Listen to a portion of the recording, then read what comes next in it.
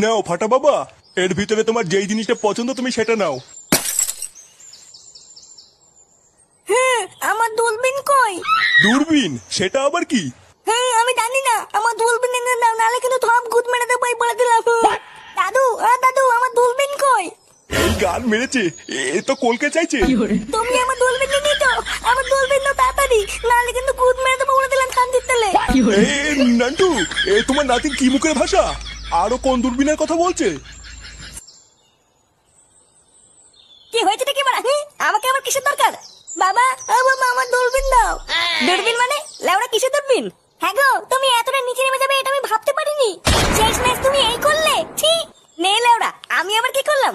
কি হয়েছে গো বৌমা? ফুটো আবার কি করলো? আপনি জানেন না বাবা, ও বাথরুমে ওকে মেনে মেয়েদের চান করে দেখছিল। আমি ওকে ডাকতে গিয়ে দেখি ও বাথরুমের পিছন থেকে বেরিয়ে আসছে। সে কি বলছে বৌমা? ফুটো এইসব করেছে? হ্যাঁ বাবা, আমি নিজের চোখে দেখেছি। চোরের বাচ্চা, তোর এত বড় সাহস?